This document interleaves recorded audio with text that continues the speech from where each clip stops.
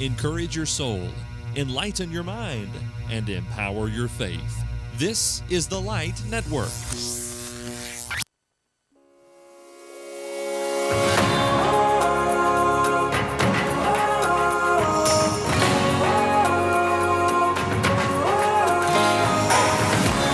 We're contemplating the practical message of Christ for our lives today. Welcome to Today with Jesus. My name is Robert Hadfield. And my name is Dan Winkler, and thank you so much for joining us in our study of Jesus. We're actually walking through the book of Mark. We're not running at a rapid pace. We're not skipping. We're just kind of moseying on through chapter by chapter, paragraph by paragraph. And when we study, what we're doing is actually asking two questions from this reading today. What can we learn about Jesus? And from this reading today, what can we learn from Jesus? And we try to step back into the life of our Lord and see what he was experiencing in his life from our particular reading of the day. And then we allow what we find to come into our lives in a very practical way of application. And I just have to tell you, as we begin to come to a close, at least for the summer, we'll pick back up, I think you said, Robert, in August. Mm-hmm. I just want you to know I have so enjoyed our study together starting way back in January. It has enriched my life to be a part of this with you and just to be a part of this on a week-to-week basis with our Savior. Thank you for helping us to fall deeper in love with Jesus through this study. I just really appreciate you for letting us do this. Well, and thank you. This is just this has been wonderful. I am really enjoying it as well. We do follow a season schedule, just in case we got some folks who listen to this show that may not be familiar with the other podcasts on the Light Network. And so what we do is about January until May. January through May is one season. And then August through December is a second season every year. So 2 seasons per year. And it's just a breaking point. It's kind of a breather right in the middle of the summer. And so often, you know, in ministry and in other things, the summertime can be really busy. And so when we started the podcast, that's just sort of what we began to do, is take off in June and July. All the archives will still be there. And incidentally, this is episode 22. And the length of every episode and the detail with which we've been able to sort of dig into the Gospel of Mark and, of course, then into the life of Jesus, I think would warrant itself to maybe us going back and re-listening to some of those episodes while we're on break. So maybe there's a good idea for folks if you get a hankering for Today with Jesus while we're on break. What Diane and I are doing on Wednesday nights, since we're in quarantine, we actually take Wednesday nights, and we will sit down with our open Bibles and we will go to these episodes and we will sit down for the length of that episode and we will study together through what we have discussed in that particular episode. It has really enriched my life. We study for the particular episodes and we do a deep dive in engaging in this series of studies. But then to go back and to listen with Diane as well, it's like, it's fresh. And I think, man, that helped me. I'm so grateful I was able to study with that. And so we're doing it on Wednesday nights for our Wednesday night Bible studies, and it's proven very helpful to us. Wow. You don't ever get deja vu from that, do you? It's like, have I been? This all sounds so familiar. Did he say that? Did he really say that? I can't believe I let Robert say that on the show. I can't believe he said that. No. Great. I'm sorry I brought it up. Just forget it. When you get to be my age, you forget, did I wake up this morning or was it yesterday? So, there is no deja vu. Wow. It's all a new experience. It's all new. That's right. You get to be our age, you can hide your own Easter eggs, and look what I found. Oh, that's great. And you meet new friends every day. Wow. It only took till the end of the first season where people thought, I just learned more about them than I ever wanted to. Oh, man. I guess we better get into our study today. What do you think? We got a little bit to cover. Maybe we should. Let's see. We're going today to be in Mark chapter 6, verses let's see, it will be verses 30 through Hmm. Yeah. 52, Yeah. really. Hmm. And we're going to focus on the subject of grief today. The subject of grief. Uh, Robert, let me ask you, what is the explicative that you use more frequently than others when something surprises you? I'll give you my daddy's. Mm. My daddy would say, "Oh, foot." And you just say, "Yes, oh, foot." Now, I don't know Yeah. where he got that. What Right. do you say? I'm trying to think. Sometimes I'll react sort of in a sarcastic with like a yikes, something like Uh that. huh. I Okay. can't believe that just Right. happened. And I've heard you say this. Yeah. Nice. That's Nice. Yeah, nice. I do Yeah. say that. I'm sarcastic. I can't help Yes, that's not nice. it. Nice. Uh, Here's my maternal grandmother. She'd say, "Great guns." And if she really wanted to put an exclamation mark on it, she'd say, "Great guns and little fishes." Okay. And I don't have a clue as to what that meant or where she got it. Sometimes we hear people say, "Oh, good grief, Yeah. good grief." And I'm here to tell you, to kind of get on a serious note, there's nothing good about grief. Now, I understand that good things can happen from bad things that we experience. But as far as the grief process is concerned, it is just not good. I know you have had this experience, I'm sure, as a gospel preacher. We preach a lot of funerals, don't we, Robert? Yeah. Hmm. And I know one thing that I did that almost 50 years. And one thing that I never got used to as a preacher and friend of my fellow Christians was at the funeral, we would finish the reflection on the person's life and celebrating their life. And then you'd come down, and I know various places do things differently, but usually we would come down and the preacher would stand at the head of the casket, Hmm. and they would open the casket and people would walk by, and the family would be sitting and they'd see all their friends walk by and see their friends look at the lifeless remains of the loved one. And I thought, this is so barbaric. It's so difficult to stand here and here's somebody that I loved. And then all these people are coming by and looking, and they're speaking to you, nodding their head, shaking your hand. And then the family comes up, and that is so traumatic. And so when we say good grief, I think about that experience. Mm. And I'm here to tell you, to me, there's nothing good about that. You had experiences like that?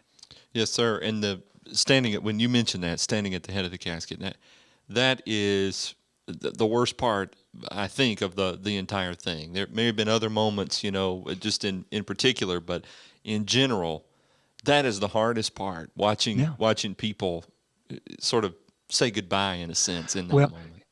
a lot of times we preach the funeral of someone close to us, so our heart is Well, breaking. that's right. Mm. And then you have these dear friends of yours who are saying goodbye to their loved one. Their heart is breaking even more so, and your heart is aching for them, and you have to extend your heart to their heart and lift them up when you're down, and Hmm. it's just so extremely difficult. Hmm. I think about the word grief in the Bible, and the word grief translates a term that references heartfelt sadness.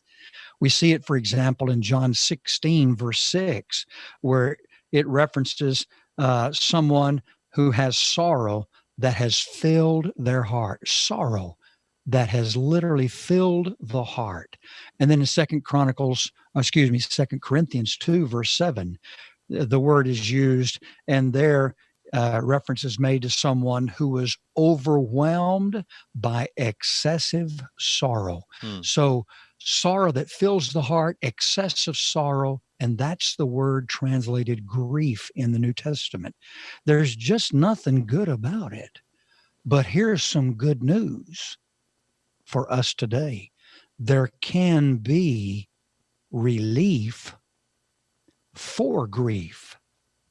And I think that in our study today, that's what we find when we step back into the life of Jesus and see what was going on in his life, and then bring what we can find from his life into ours.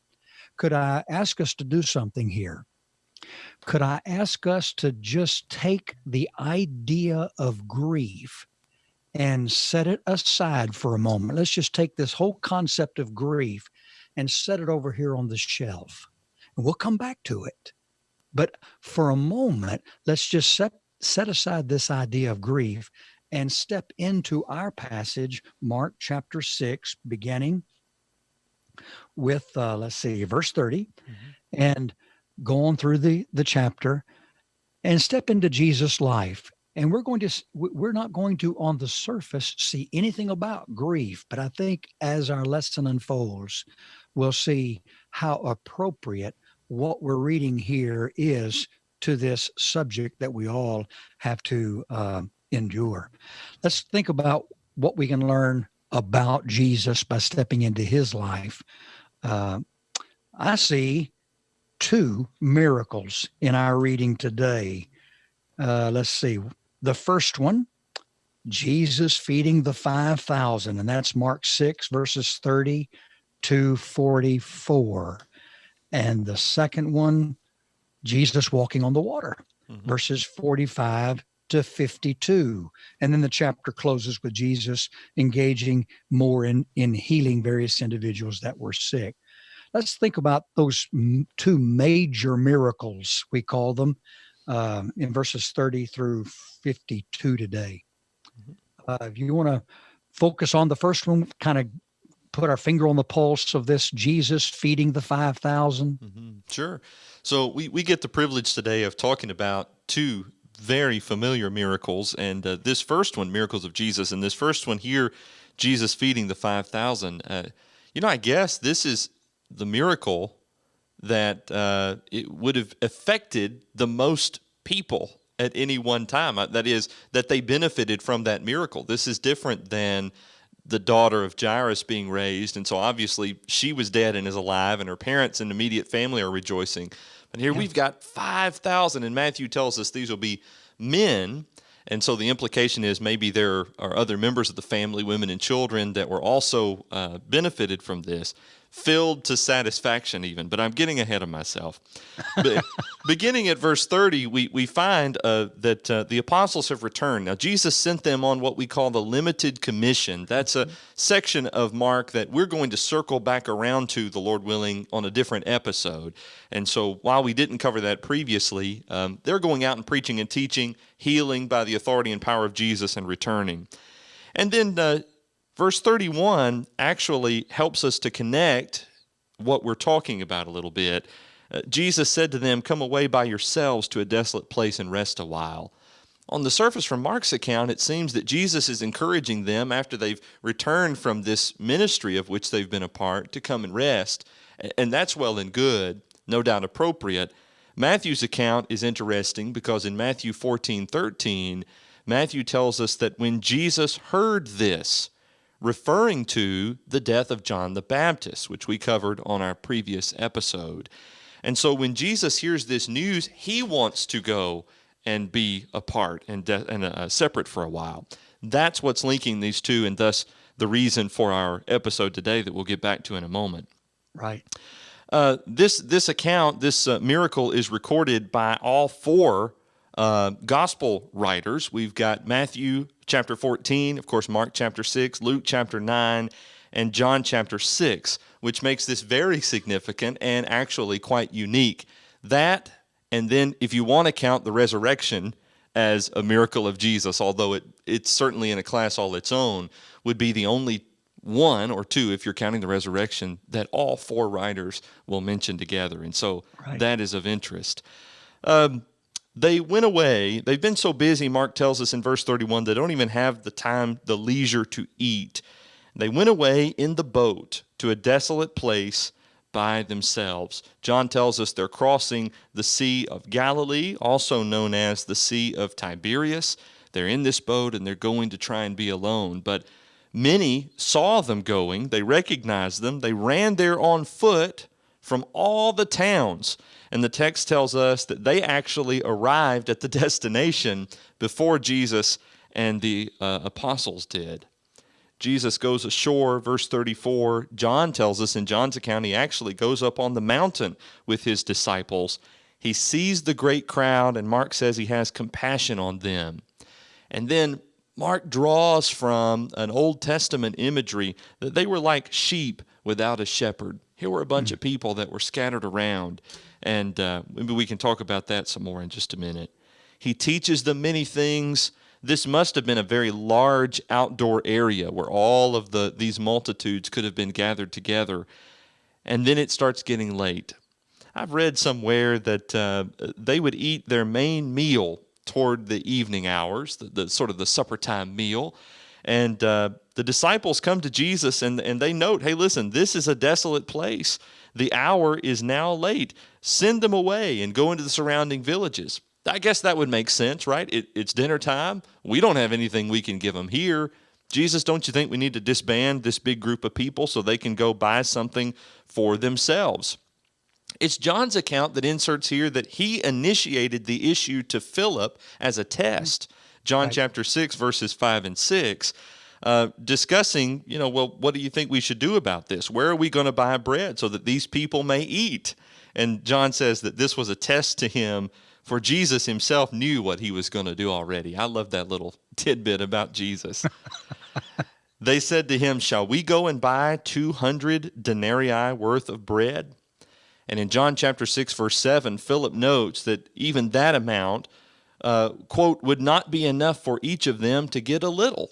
John chapter 6, verse 7 says, shall we go and buy 200 denarii worth of bread and give it to them? And Jesus said to them, how many loaves do you have? Go and see. And so when they had found it, it's only John who tells us what they found was one boy's food. John chapter 6, verse 9. They said, here's what we have: 5 loaves of bread, 2 fish.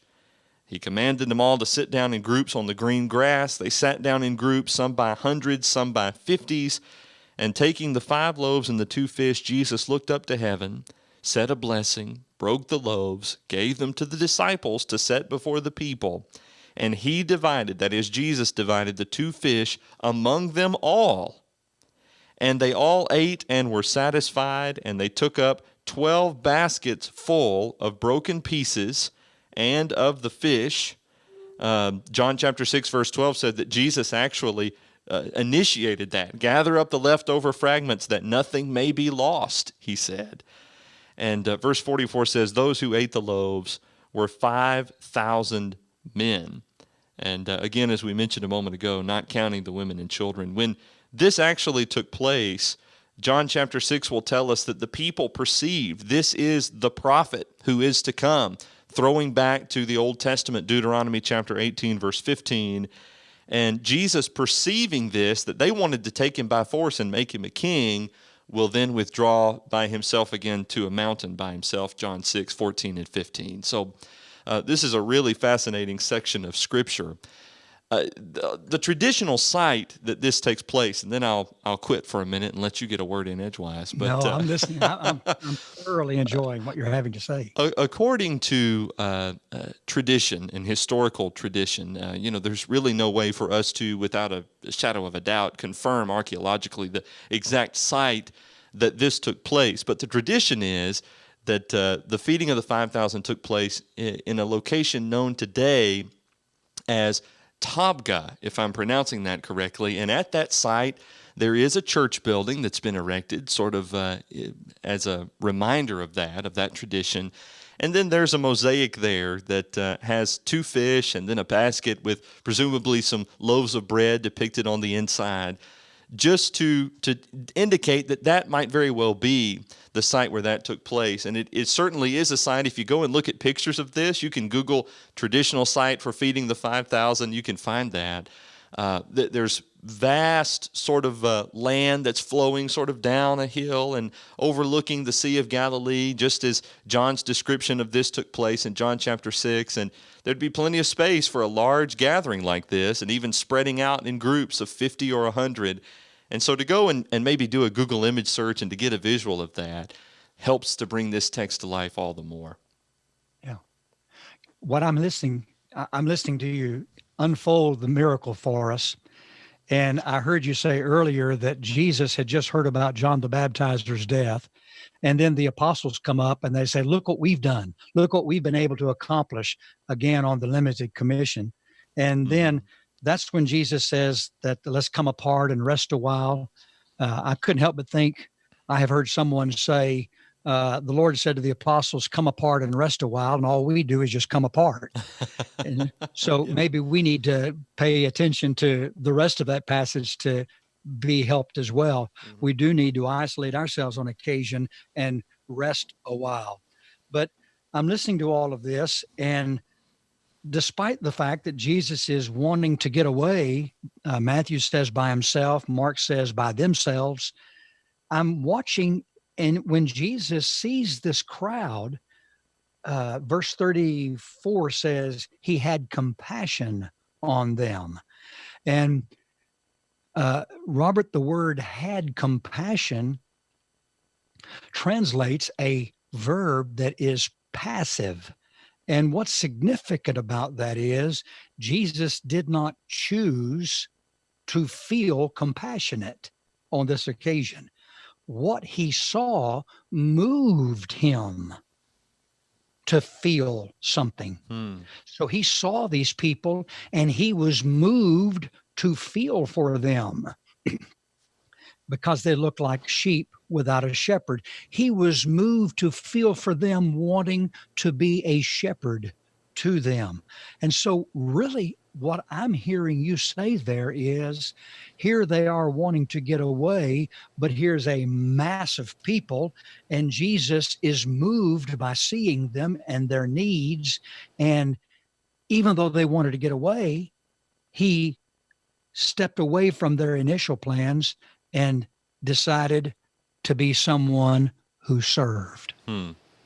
So what I'm seeing in this miracle, and I think in the next one as well, what we're seeing is in Jesus, the heart of someone who served, despite what was going on in his life, despite what he wanted for himself and or for his apostles. Let's rest a while. Despite all of that, you see the heart of someone who wanted to serve those in need. And that, I believe, will be very significant to us whenever we begin to think about our initial and our main subject of interest today, relief from grief. Right now, we're looking at these two tremendous miracles, and the first one says, here is someone who was moved because he wanted to serve, the heart of someone who served. I love there's a little bit of a contrast that you can see here. You know, here's Jesus. He wants to get to a desolate place. The multitudes have followed him to a desolate place. Contrast the desolate place and Jesus and the complete control that he has with the lavish banquet of Herod that we studied about in the last episode. And, you know, Herod has access to everything. He's willing to give, Herodias' daughter up to half of the kingdom. You know, he goes off saying all these things. And all the while, it seems as though he's really sort of out of control with this. He's overcome by maybe the pleasure of the moment. And what results is John the Baptist being beheaded, even to Herod's sadness over that. Herod really didn't want that to take place, but of course he did it anyway because he wanted to save face with his guests and certainly, I guess, to some degree, keep peace within his home. Here in verse 35, we have a desolate place, and the disciples are saying, hey, Lord, it's time. We don't have any food here. Jesus says, hey, what do we have? Well, we have 5 loaves of bread and 2 fish. And here's Jesus in complete control, even using this as an opportunity in a way to even serve the disciples. If you take John's account, Jesus wants to test them. He knew already what he was going to do. And he's going to bless everybody with out of nothing. I mean, miraculously creating food, and then to have the leftovers at the end. It's just an amazing thing, and an interesting maybe contrast between those two. Here with Herod, he had absolute power, Yep. and he abused the power. Uh-huh. But here's Jesus, who truly had absolute power, and he used the power, but he used it to serve. Mm-hmm. And that's just intriguing. You mentioned how that he tested Philip, and I believe it's also John's account that tells us that Andrew was the one that found the little boy with the lunch sack. Mm. So those two apostles are brought front stage and center on this occasion, if you read John's account. But it's Philip that said 200 denarii couldn't buy enough bread. And a denarius was, if you'll read Matthew 20, verse 2, a denarius was a day's wage. Mm. So Philip was actually saying, man, it'd take almost a whole year's salary to pay for enough to have enough money to feed all of these people. Mm-hmm. And Jesus took the lunch sack of a little boy that had 5 loaves, barley loaves.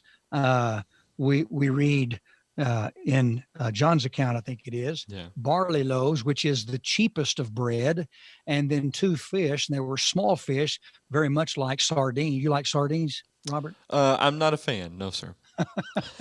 You never did go rabbit hunting in Alabama. No, I also have not done that. Here are 5 cheap pieces of bread and 2 sardines, so to speak. And Jesus takes that meager substance and he miraculously turns it into enough to feed what almost a year's salary would cost to purchase enough food for. So this is a tremendous miracle, but let's not lose sight of the fact that the miracle took place because Jesus was moved to feel a certain way for all of these people.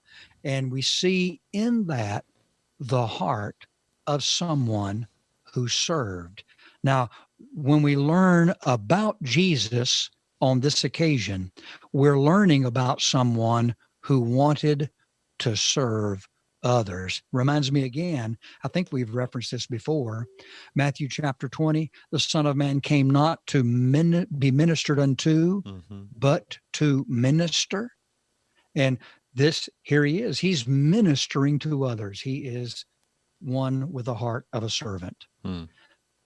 I see the same thing in the next miracle, his walking on water. Would you mind if I kind of tit for tat look at a few verses here in verses 45 to 52, and let's watch this particular miracle unfold.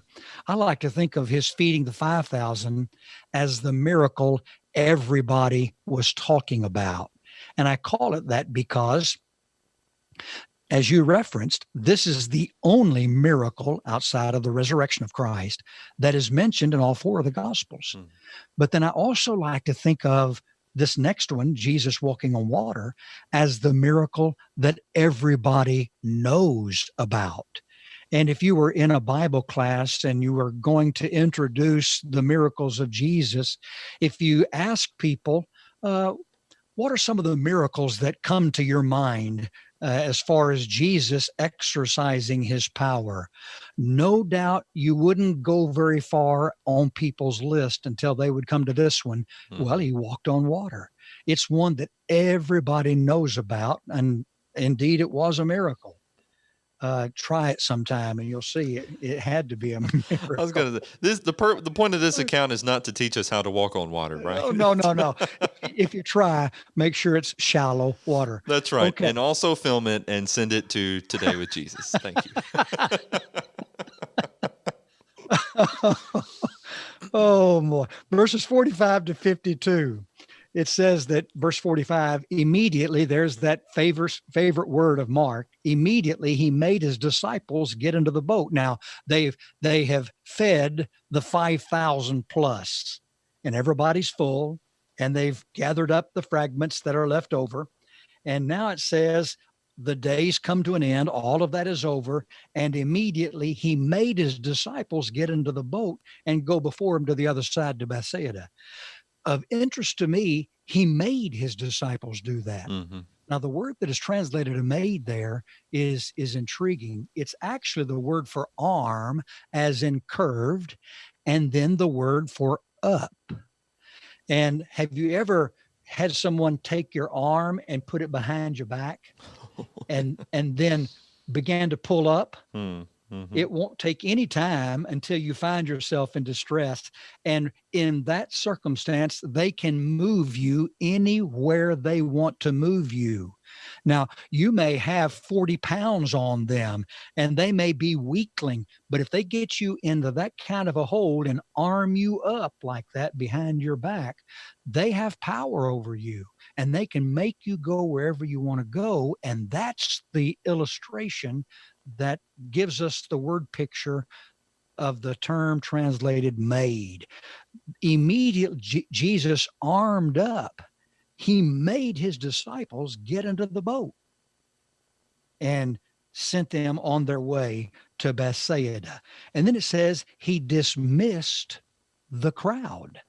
And the word for dismiss there is apoluo, and that's actually the Greek word for divorce.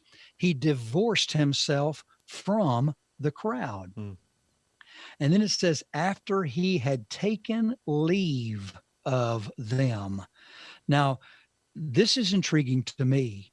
The words taking leave of them actually translate this idea, a word that means to arrange.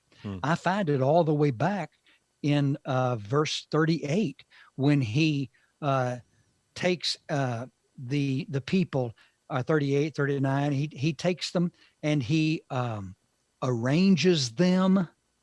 He commands them all to sit down and on the grass, and the word command there means to arrange over. So he's over them and he's arranging them in these groups of 50 and 100. He's arranging over, epitasso.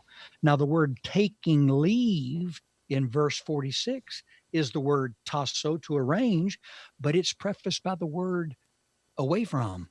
He arranged the people in groups of 50 and 100. And then here he's arranging them away from himself. So he's made the apostles get in a boat. You guys get out of here. And then he divorces himself of the crowd and he arranges himself away from them. That's all going to be very, very important when we begin to learn lessons from Jesus in the next few minutes. And so here he is now, and verse 47 begins to close by saying he was alone on the land. That's where he wanted to be when verses 30 and 31 began. They wanted to go to a desolate place and have some time for rest by themselves. Matthew says by himself. He wanted to get away. And finally, in verse 47, he is alone. And verse 46 says that he went up on the mountain to pray, and he was there alone. But while he's there alone, as I keep reading, he sees something, just like he saw the crowd when they were in the boat trying to get away. Now he is away and he is alone by himself, and he's there for the purpose of prayer. And he sees something. He sees the apostles in distress. Verse 47 tells us that it was evening, and the boat that the apostles were in, the boat was out on the sea.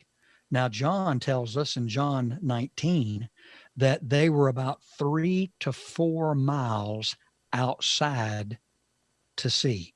Now, if you study geography, you would find that the Dead Sea, the Sea of Galilee, is about 7 miles in width, and so they're about in the middle of the sea.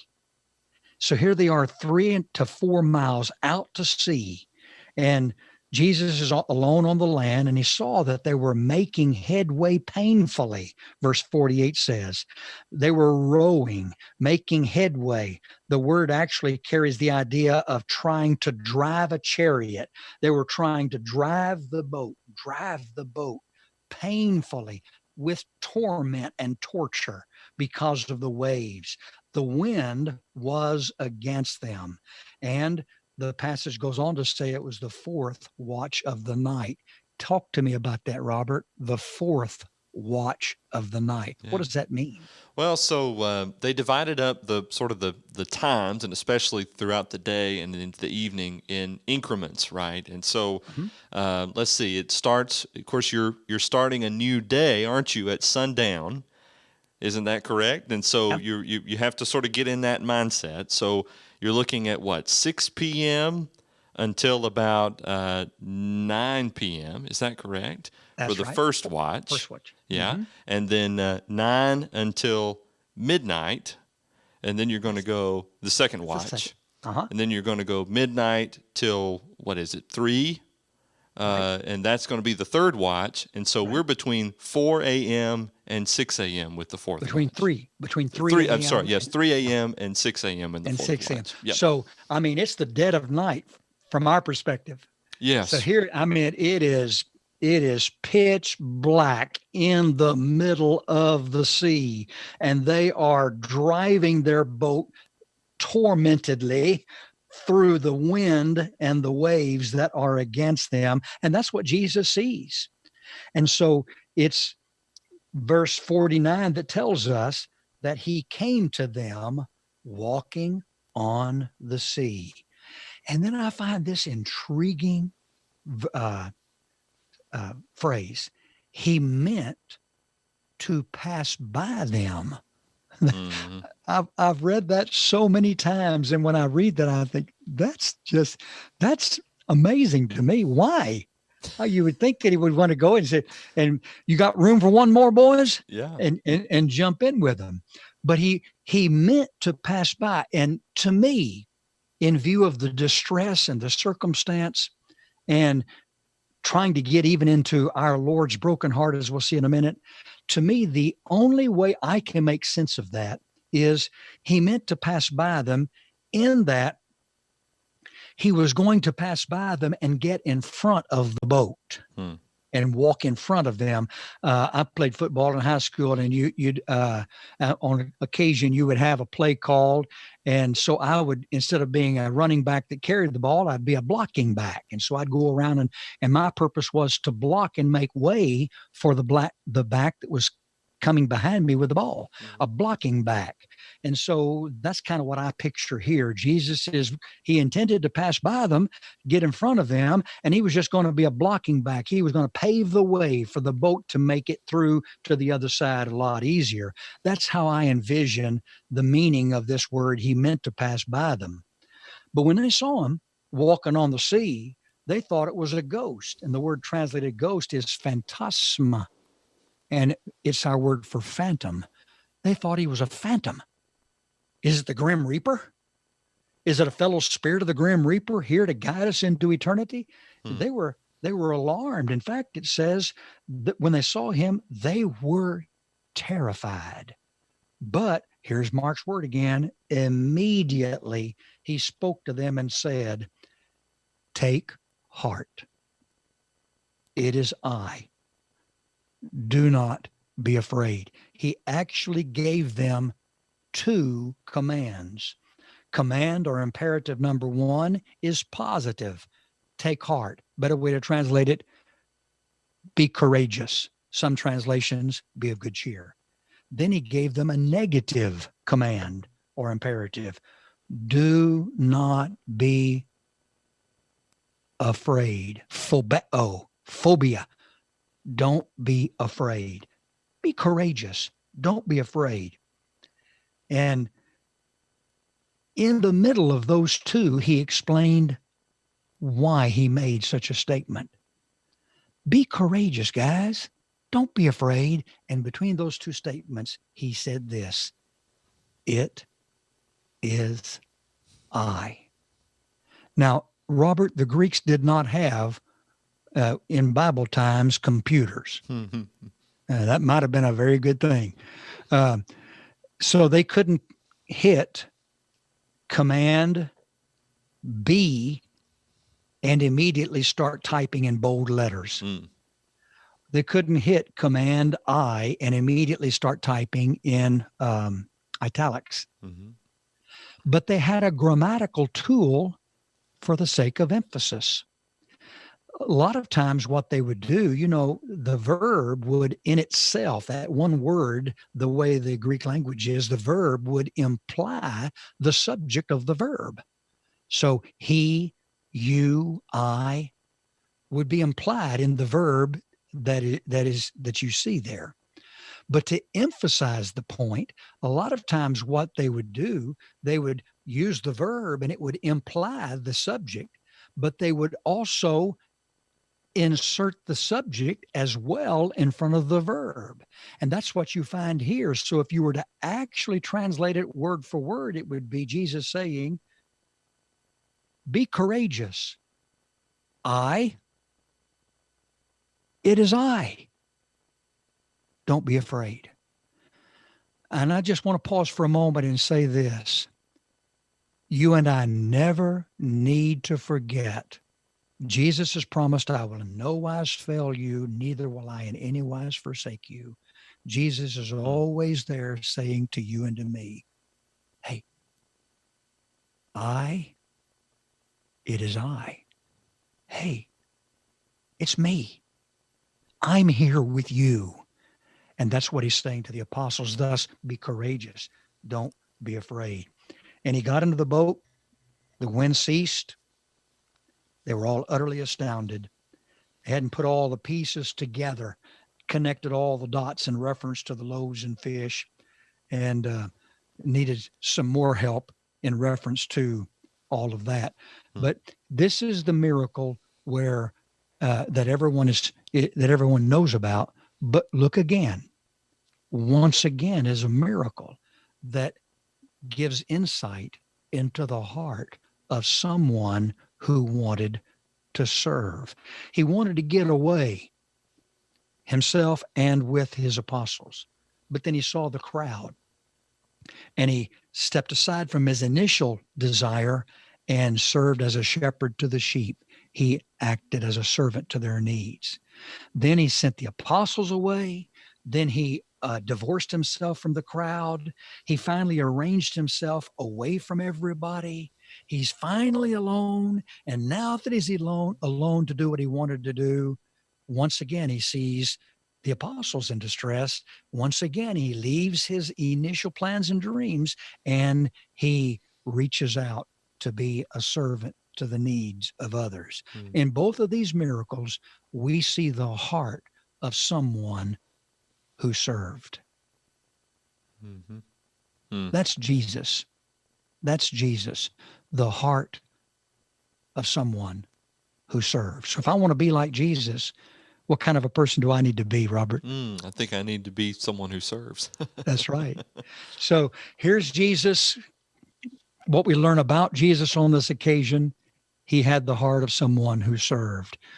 But you referenced it a minute ago when you directed our attention to Matthew's account and Matthew chapter 14, verse 13, because in the background of these two well-known miracles, you have the heart not only of someone who served, but you have the heart of someone who suffered. Jesus was a man of broken spirit in the background of these two miracles. Let's go back for just a minute to Matthew's account. You referenced that. I'd like to read it. I think it helps us to kind of set the pace to see that Jesus was one who suffered. Going back to Matthew 14, verse 12, I've just read about the death of John the Baptizer. His disciples came and took the body and buried it. John the Baptizer's followers came and took his body. Now, I want you to think about that, envision it. It was a body that did not have a head. It had been mutilated. They took that mutilated body and buried it. And they went and told Jesus. The very next verse says, when Jesus heard this, he withdrew from there in a boat to a desolate place by himself. And then you began to read what we've been studying with these two miracles. Actually, the apostles come to him immediately after hearing that, and they're excited about all that they've been able to accomplish in the limited commission. And here's Jesus listening to that with his broken heart. And he says to them, hey, is that right? Boy, that's great. Tell me some more. No. When they're saying, look what we were able to accomplish, Jesus says in our text, verse 31, he said to them, come away by yourselves. Let's go. Let's get out of here. Mm-hmm. Come away by yourselves to a desolate place. Jesus was a man with a heart suffering on this occasion. And even though his heart was broken, he took the time to step away and be a servant to others. His heart was the heart of someone suffering through grief. There are two deaths that reveal how deeply Jesus could be pained by grief. And one of them is the death of Lazarus. In John chapter 11. In John chapter 11, that's, of course, you remember in the English translation, the shortest verse of the Bible? Yeah. Jesus wept. Jesus wept. It's right there in John 11:35. But if we're not careful, we'll remember that. We'll say Jesus cried and carry on. Boy, there is a lot more to his feelings on this occasion. When we go to John 11, verse 33 says, Jesus saw her, that is Mary, weeping. Clio is the word. And the Jews who had come with her also weeping. Clio is the word. He was deeply moved in his spirit and greatly troubled. And he said, where have you laid him? And then verse 35 says, Jesus wept. Dakruo is the word. Now let's go back and see what we find in John 11 to see how deeply Jesus could be pained with grief. When it says that he came and saw Mary weeping and the Jews weeping, twice the word Clio is used, and that's the word for weeping or crying out loud like a baby.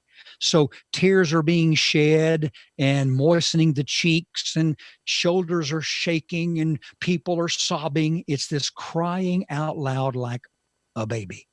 I remember when our boys were little babies. Now that was back before you had these diapers like y'all use, where you go and buy them at the store. We had cloth diapers, and you had to learn how to fold them, and then you had to pin them.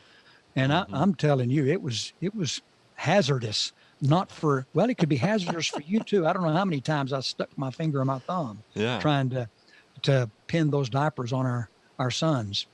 But if at night you weren't really careful, you would try to pin the diaper on your child, and you would miss, and you would accidentally prick your child with the end of that pin.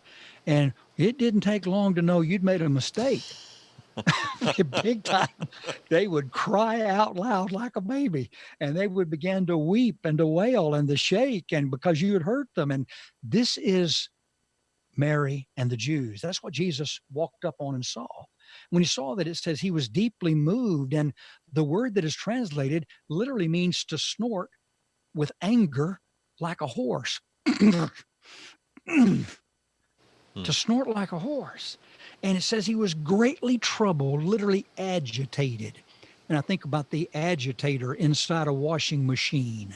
And that's how he feels on the inside. He snorts like a horse, and he's agitated on the inside because he sees his friends weeping out loud like a baby. And then Jesus wept, but that's dakruo, and it means to cry on the inside. He was literally broken up on the inside because of all that he felt and all that he saw on this occasion. Jesus could be pained deeply by grief. There were two deaths, I said, that reveal that. The second one is the prospect of his own death. And all you have to do is go back to Hebrews 5 and read verses 7 and following to see how Jesus felt as he contemplated his own death. Hebrews 5 verse 7 says he offered, and that's the word for sacrifice, literally, to bear toward. He offered up prayers, beggings, literally, and supplications. The word carries the idea of offering an olive branch in an effort for peace. He offered up prayers and supplications with loud cries and tears. Loud cries and tears here is the cognate verb of Jesus wept, dakruo. He offered up prayers and supplications with loud cries as somebody broken up on the inside. Grief caused extensive pain to Jesus. So here's the death of Lazarus. Here's the prospect of his own death. Now we come to Matthew 14, verse 13, and the backdrop of the two miracles we've been studying today. Jesus hears about the death of John. Now, John was special to Jesus. We read last week how in Matthew chapter 11, he said, there's none greater of those born of women. John had a special place in our Lord's heart. He was second cousins to Jesus. He was a co-worker with Jesus, preparing the way for the Lord. They both preached the same sermon. And if you read Matthew's account, the word that is used for John preaching and the word used for Jesus preaching is keruso. They both did it in the same way. They would herald a message of authority that needed to be heard and obeyed. These two men had hearts that beat as one. Jesus loved John, and he hears from John's disciples that he had been mistreated and he had been executed. And I can imagine how that they shared the sordid details. Jesus has that on his heart. And Matthew says he just wanted to get away. Here come the apostles, and they say, look what we've done. And now with them, he just wants to get away. So what do we learn about Jesus? Here's a man with a heart of someone who suffered, but still, despite his suffering, the heart of someone who tried his best to serve. And that's what we learn about Jesus from this miracle that you shared with us and this miracle that I spent a little time with. His feeding the 5,000 and walking on water. Our Lord was a remarkable person, wasn't he? Yeah, he was, and I'm so glad you helped us to step inside what he was feeling as it's revealed by the Holy Spirit. We gloss over that, and I guess that's the way it is with almost anyone in grief. You know, it's really easy for us to sort of not go down that road in thought, and especially maybe if we haven't had similar experiences, and maybe we're not aware of sometimes how that feels. But Right. to know, Jesus wasn't immune to this. He wasn't in any way sheltered from this. And even though he knows, the way it all pans out in the end, he's still reacting in those moments to the people that are very dear to him. It's much more than just even selfish feelings. I don't want to have to endure the pain of the cross. Now, although that was no doubt there, but I'm weeping with my friends and with the situation in John chapter 11, and then as dear as John was. And I just think that's something that we miss so often. So I'm really glad that you've walked us through Our that. Lord did not just stoically walk through life to the cross and die. Right. He was a person just like you and just like me. And he was touched by, his feelings were touched by the challenges of his fellow man. Mm-hmm. When you hear of someone that is close to you whose life has been upended by tragedy, it hurts you, doesn't it? Mm-hmm. Yeah. And that's how Jesus felt with Lazarus, Martha, and Mary. That's how Jesus felt in reference to John, his own kinsman. Mm-hmm. I mean, here's a member of his family, and he's having to wrestle with the loss of this member of his family. He couldn't even go to the funeral. Mm. he wasn't even there for the burial. Can you imagine Yeah. that? That would be so very difficult.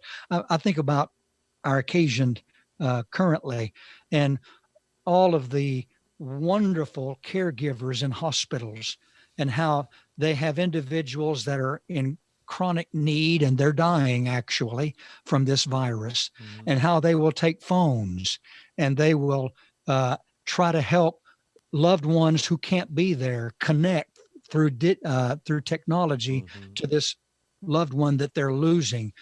Man, that is so touching. Yeah. That is so touching. Think about Jesus. He lost a member of his family and he couldn't even be there to say goodbye. Mm. And now he's wanting to get away and wrestle with those feelings. Mhm. But even in the process, he stepped aside from his own feelings to be a servant and address the feelings and needs of Yeah. others. Our Eh, Lord was just a remarkable, remarkable individual that needs to be emulated. yeah. And that's the thing. He chooses this path, right? And that's getting us where we're going, obviously. But you said he needs to be emulated, and it's easy to just turn inward and be so consumed with my own feelings that I don't really care about what's going on with Yeah. others. Jesus I'm was, sorry this happens to yeah, you. Now, if I can help you, call. that's right. Yeah. I mean, that's It's- pretty cold, isn't it? yeah. Yeah. You can help. You don't know how. If anything, you can just be there to say, I love you, Mm. and give them an embrace when we can get back to doing that. Yeah. And uh, this, just can I help you? Don't ask, can I help you? You know you can. If anything, knock on their door and say, can I polish your shoes Mm. and help them get ready for the funeral? Oh. Uh, be there for them when they come home with fresh flowers on their table. Just little things that you can do. Mm-hmm. Just be creative to think without being in their way how you can make them feel special when their life is falling apart. Yeah. Let's segue into lessons we can learn from Sure. Jesus. And I Here's like this. this because now we're focused not on how I can help someone who's grieving, but what do I do when I'm the one who's grieving? Yeah, How do I right, find relief from that? right. Um, Grief is going to be a part of our lives. Some of us have experienced it. Some of us have experienced it more than once. Some of us have experienced it on variant levels. Uh, some of it very acutely, and some of us through proxy. But grief is a part of life, and it's going to touch every single one of us on various occasions in life more than once. So, from the example of Jesus, how can we learn to manage and find relief from grief? And Robert, I would suggest that you and I need to think out loud together about two things that we see Jesus trying to do and ultimately doing with his broken life on this occasion. Jesus, in the background and through our reading today, looked for some alone time. And then Jesus looked for some alone time with God. Hmm. Let's think about that. He looked for some alone time. Jesus, with grief in his heart, wanted to get away. Now let's go back to the miracle that you shared a few minutes ago. And as you were sharing that, I was looking over it. I have marked some words that emphasize our Lord's desire to get away and to be alone with his broken heart. There's this word, come away, and then to a desolate place. And then it says, they went away. And again, to a desolate place. I keep reading, and the apostle said, this is a desolate, deserted place. over and over again, and come down to the miracle that I shared in reference to walking on water. And it says he armed up, he forced his disciples into the boat to go away. He divorced himself from the crowd. He arranged himself purposefully away from the crowd. Jesus wanted to get away. And finally, I learn in verse 47 that he was alone.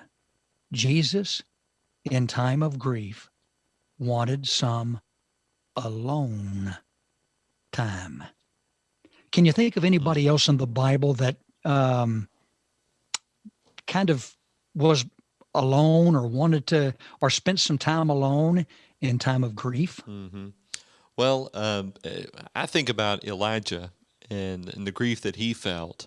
The circumstances surrounding his life that are on my mind at this moment were when, his life was threatened. They wanted to kill him because of his preaching and, Ahab and Jezebel and the powers that be of that day, obviously, and Jezebel especially was just a wicked person.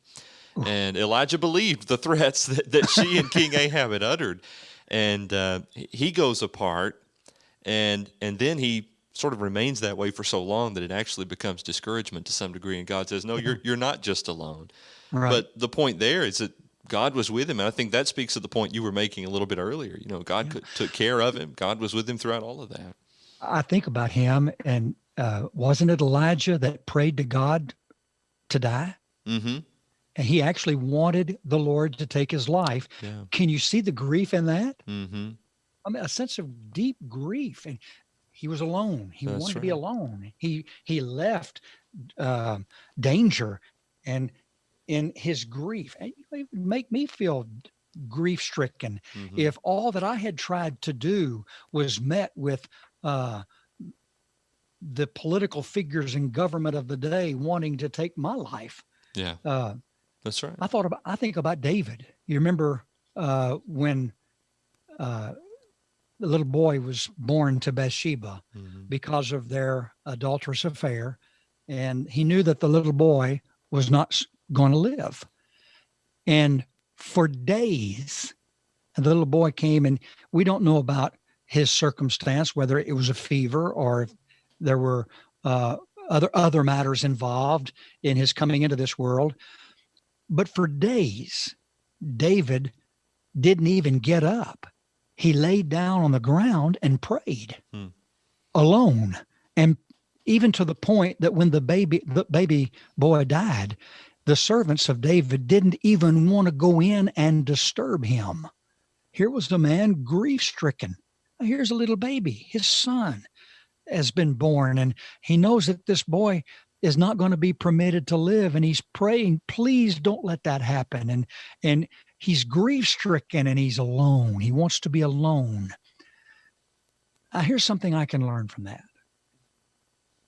When grief takes hold of my heart, there are times that I need to get away.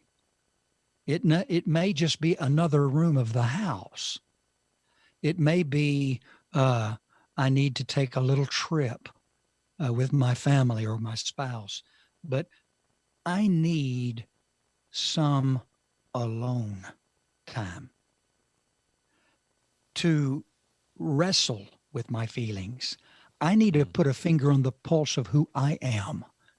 And okay, where am I in my relationship with God?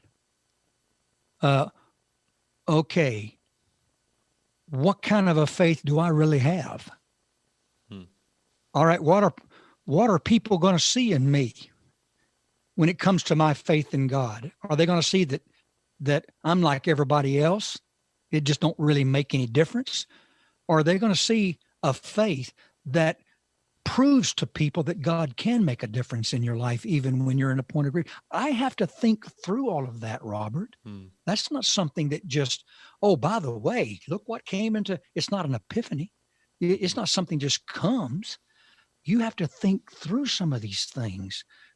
And that comes not in the midst of people all around you. You need some getaway time. Hmm. You want to talk to me about that a little bit? Well, just somewhat of a question or reflection. Sometimes when people are in those moments, of course, you're just overwhelmed by feelings and emotions. And sometimes guilt creeps in when they start asking questions like that. Well, what kind of faith do I have? And things Yeah. like that. It's okay to process through all of that and to sort of put everything on the table and then beginning to sort through that, right? In those moments. Yes, yes. It does not mean you're any less of a Christian Yeah. to feel grief. Our Lord felt grief and he never sinned. Hmm. He never violated the will of God, but he struggled through grief himself. So when I'm really working through these moments, I need to remember that just because I struggle with grief doesn't make me a weak person Hmm. or weak spiritually, but I need to be alone to work with and through those thoughts. Here's been my experience.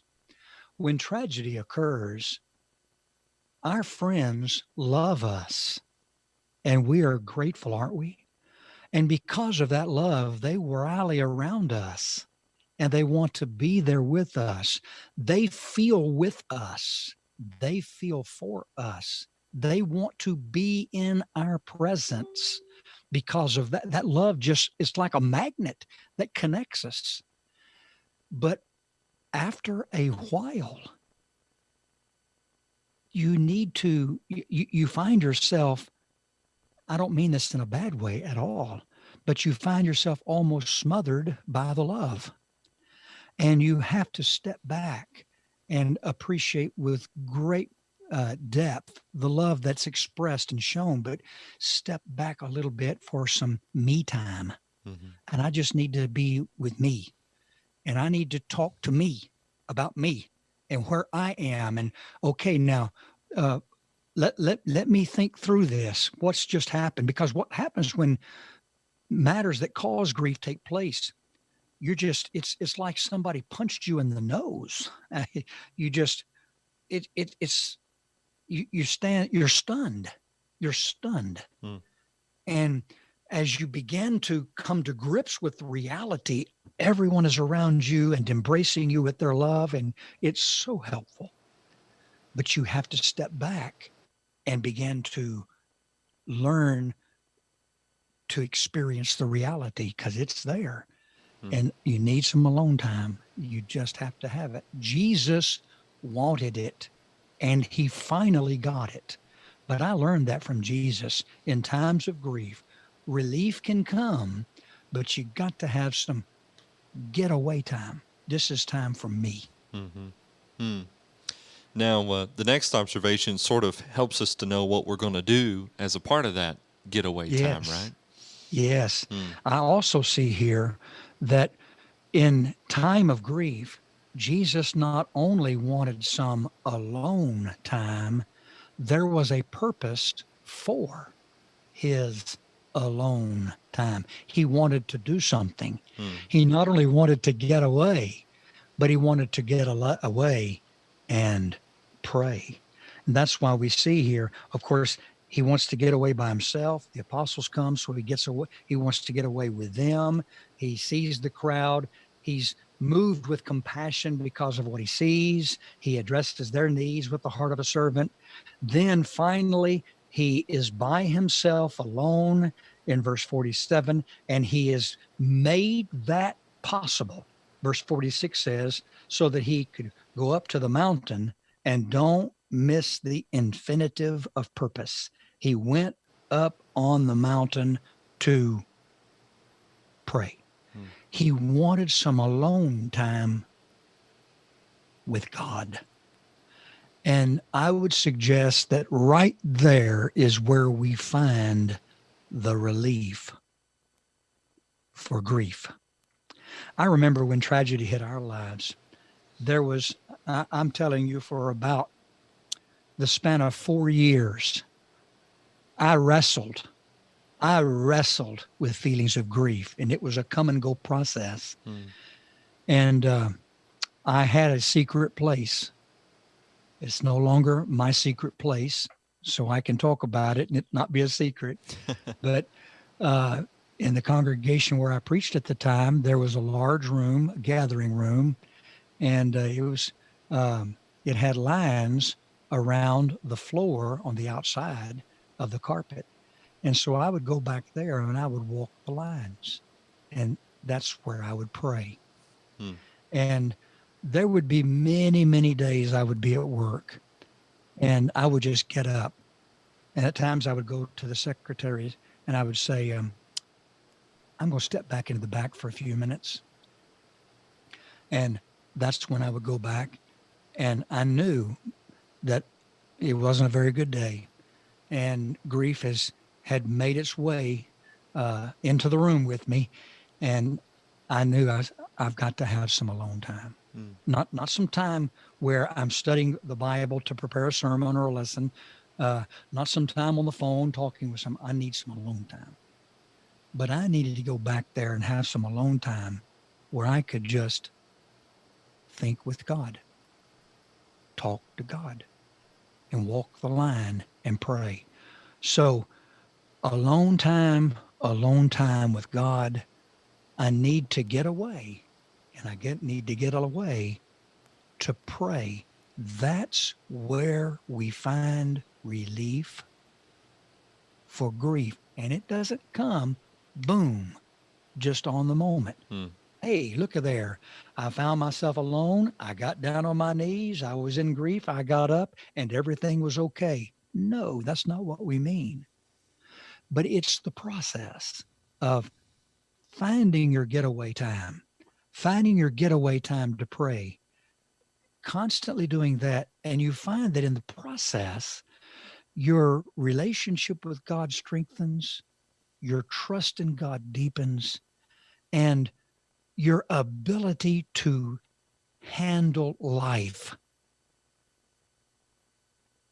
is easier, and thus the relief from grief. That's what I learned from Jesus in our reading today and its background. It's so helpful to me to see that Jesus was just like me in his feelings. Mm-hmm. He could be grieved. And it's helpful to me to see what a remarkable human being he was.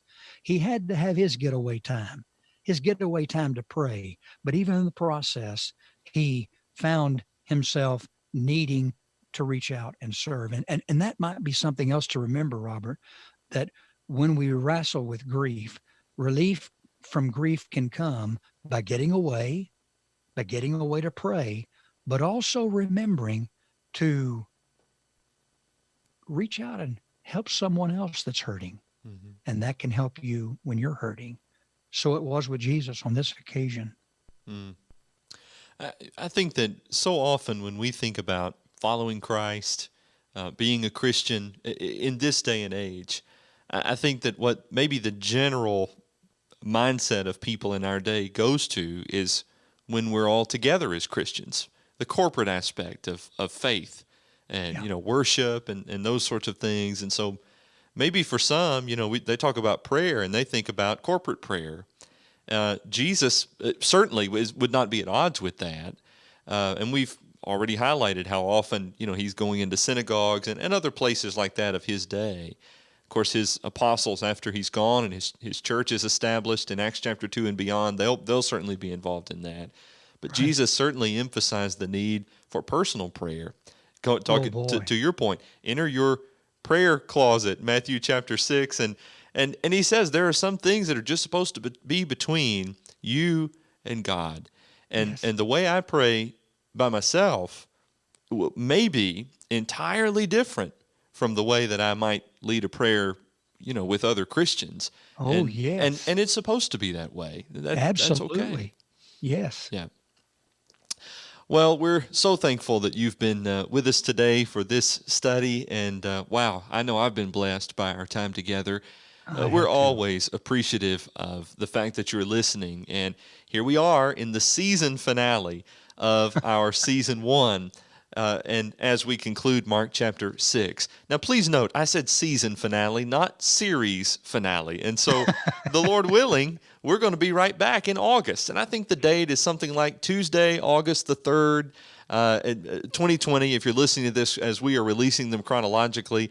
And so we want you to maybe mark your calendar or make a mental note, or at least be sure that you're subscribed so that you don't miss it when we come back for season 2 and to begin Mark chapter 7, the Lord willing. And so this is my weekly invitation to you to subscribe to the podcast if that's something that you enjoy.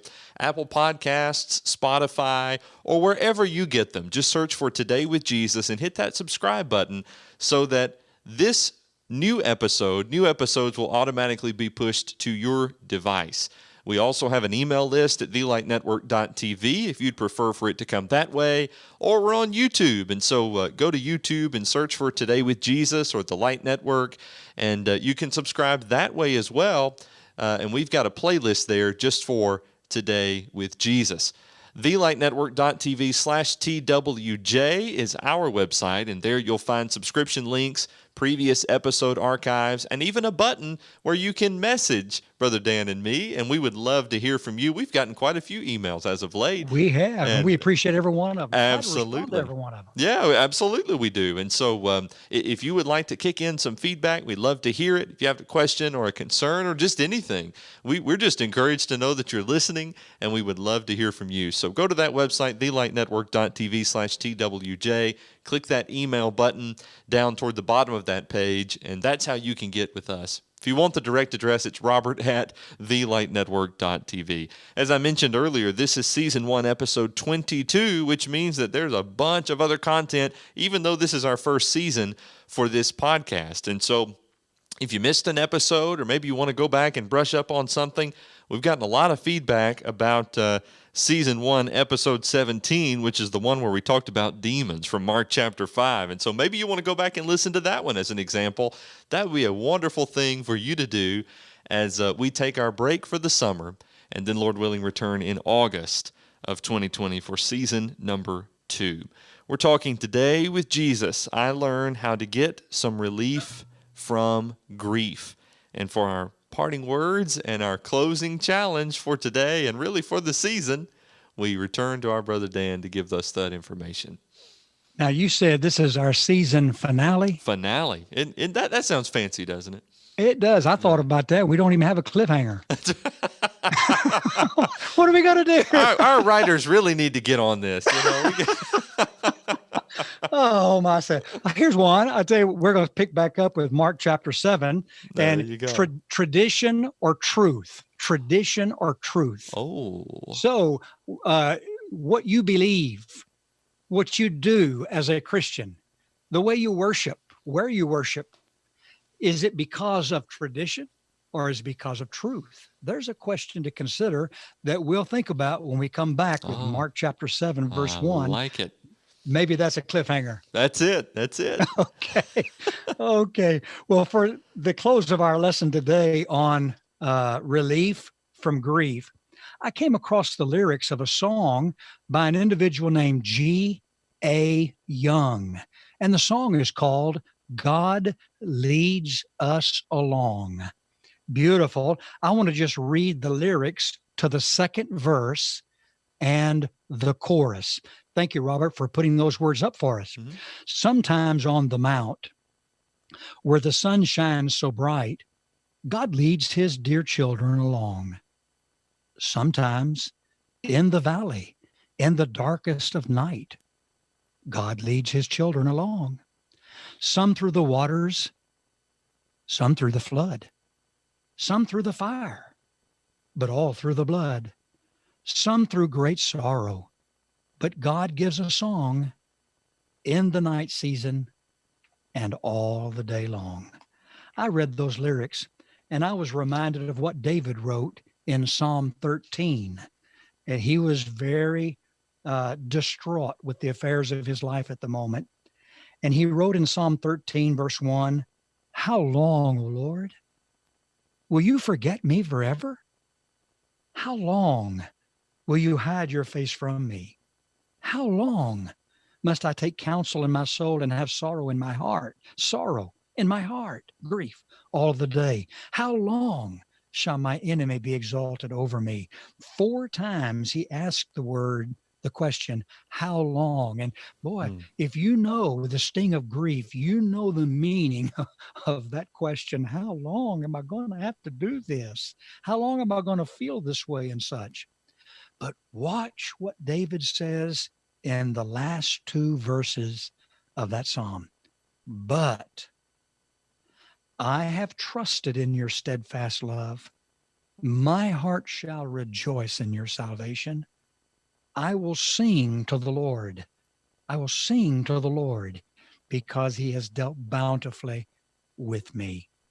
So whenever we are forced to walk through the valley and the darkness of night, we need to know, we need to take pause, reflect back on all the different ways God has blessed and been good to us, and rejoice in that and be convicted to continue our trust in him no matter what. Here's the challenge that we might leave with from our lesson today, and even segue into Mark chapter 7 and when we come back in August. Just remember the statement when it comes to needing relief for grief. Remember the statement, prepare for your days of despair. They will come. There'll be days, Robert, when your heart is broken. But those are not the days of grief. Those are days of sadness. When your heart's broken, those are not days of grief, days of sadness. Days of grief come when your life is broken and there's nowhere to go. That's what the inspired penman of Hebrews referenced in Hebrews chapter 4, verse 16, when he talks about, and I quote, a time of need. But with Jesus sitting right next to God as someone who knows what it's like to be me and you, talking to God in our behalf, being our high priest, if you please, we can approach the throne of God's grace with boldness and know that we will receive mercy and grace to help us when our life is broken and when we know times of grief. So prepare for your days of despair. How? Right now. Right now. Have some getaway time. And right now, have some getaway time to pray. Right now, in days of joy, make it a habit to have your own private time away from everyone else when all that you do is talk to God.